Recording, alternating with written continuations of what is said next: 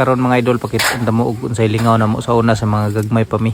So muni among lingaw mga idol inanyo. Himo og pabuto nga kawayan. So nindot kini siya mga idol. Mao ni tirada na mo sa una mga idol. O may mga gadget o may cellphone mga bisag unsa diya. Tirada minaumaor gid nga mga dulaan mga idol. Lingaw gyud kay bisag mga pinhat-buhat ra tinumo-tumo nga mga dulaan ba.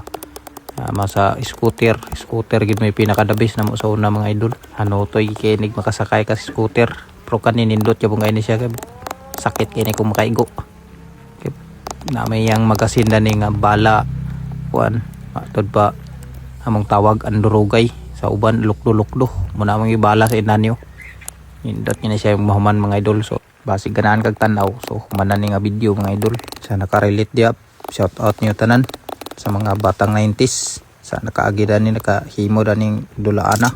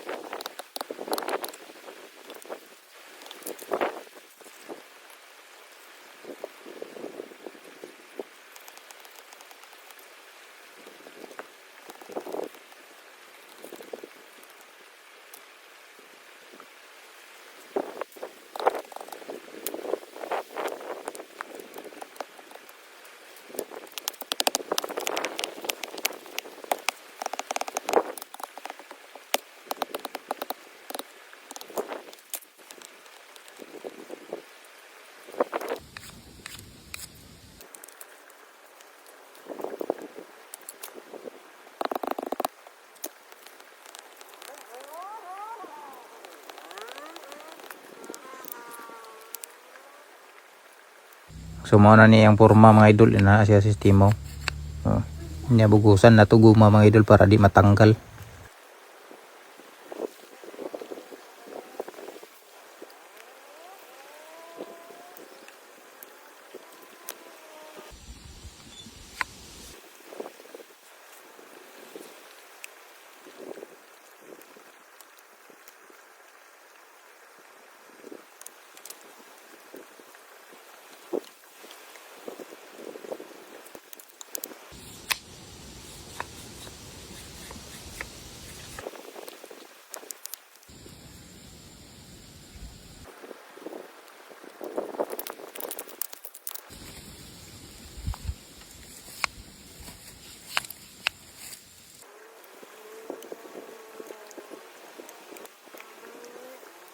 So mao na niyang final nga porma mga idol nindot na kayo. So maghimo tag hornohan kay para itong ihorno sa atong bala.